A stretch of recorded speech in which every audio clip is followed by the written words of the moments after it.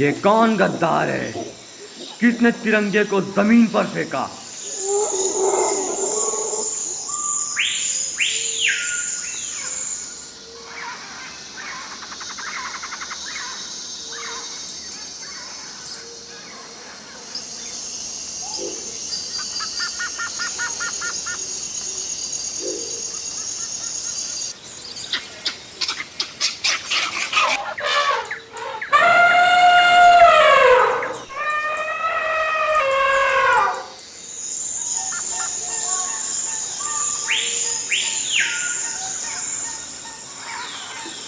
ये कौन गद्दार है?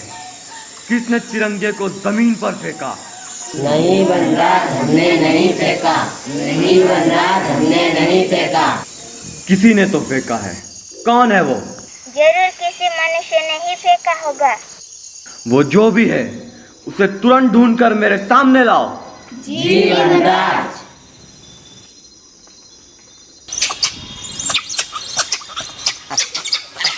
ये रहे वनराज, ये पेड़ों के बीच छुपे हुए थे। देश की आन बान शान को जमीन पर गिराते हुए तुम्हें शर्म नहीं आई?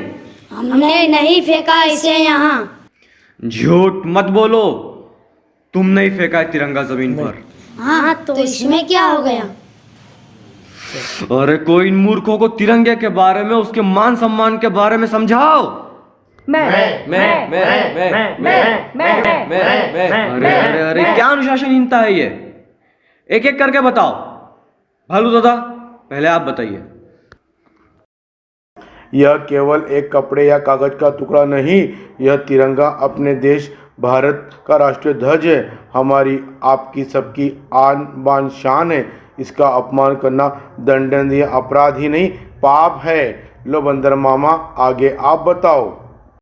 राष्ट्रीय ध्वज के विषय में राष्ट्रीय ध्वज संहिता फ्लैग कोड ऑफ इंडिया के प्रावधानों की जानकारी हर भारतीय को होनी चाहिए, जिसके अनुसार तिरंगे की लंबाई चौड़ाई का अनुपात 2:3 होगा, जो ध्वज संहिता में निर्दिष्ट राष्ट्र ध्वज की सभी 9 साइज पर लागू होगा। पिल्ली मौसी, अगली बात आप बताओ। हमारे राष्ट्रीय ध्वज में 3 रंग हैं, जिसके कारण उसे हम तिरंगा भी कहते हैं। सबसे ऊपर केसरिया, बीच में सफ़ेद और नीचे हरा। बीच की सफ़ेद पट्टी पर पट्टी की चौड़ाई बराबर गहरे नीले रंग का 24 शलाखाओं वाला चक्र झंडे के दोनों तरफ बना होता है। इन रंगों के बारे में आगे बात घोड़ा काका आप बताइए कृपया। देश के प्रथम राष्ट्रपति डॉक्टर सर्वपल्ली राधाकृष्णन जी ने तिरंगे के रंगों की व्याख्या करते हुए केसरिया रंग को शौर्य व त्याग का प्रतीक, सफ़ेद रंग को सत्य और शांति का प्रतीक, हरे रंग को समृद्धि और आस्था का प्रतीक और चक्र को गति व धर्म का प्रतीक बताया है। झंडा फहराने के नियम बताइए ना जिराफ भैया। तिरंगा जिस डंडे पर फहराया जाए उसकी लंबाई ध्वज की लंबाई से कम 4 गुना होना चाहिए। सूर्योदय के समय तिरंगा फहराकर सूर्यास्त के समय उतारने का नियम अब बदल गया है। गाय माता, आप कुछ बताना चाह रही हैं? भारत भूमि पर तिरंगे से ऊंचा कोई भी झंडा नहीं फहराया जा सकता। राष्ट्रीय ध्वज कभी भी कहीं भी किसी के भी सामने नहीं झुकाया जाएगा। आगे तुम बताओ जेबरा बेटा।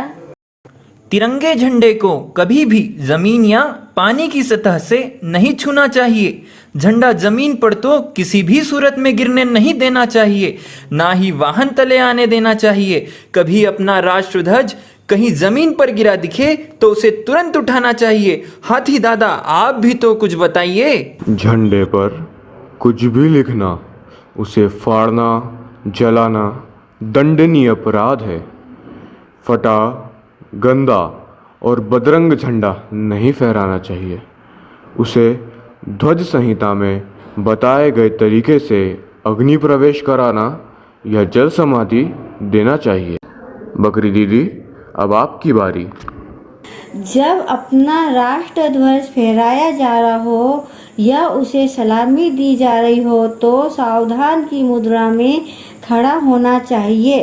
तिरंगा फहराते समय और कभी भी ध्वज की दाहिने तरफ किसी व्यक्ति को खड़ा या वस्तु को नहीं रखना चाहिए। अब समझे भारत के मनुष्यों, जिस तरह किसी भी इंसान की पहचान उसके पिता से होती है, वैसे ही हम भारतीयों की पहचान इस महान तिरंगे से होती है। क्या आप अपने पिता का कभी अपमान करोगे? या कोई यदि आपके पिता का अपमान करे तो आप बर्दाश्त करोगे? फिर अपने राष्ट्र की पहचान, आन बान शान के प्रतीक तिरंगे का अपमान कैसे कर सकते हो? कैसे सह सकते हो कि कोई आपके राष्ट्रध्वज का अपमान कर दे?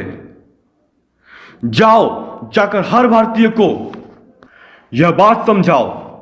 और अभी आओ हमारे साथ यह गीत गाओ। विजय विश्व तिरंगा प्यारा, झंडा ऊंचा रहे हमारा।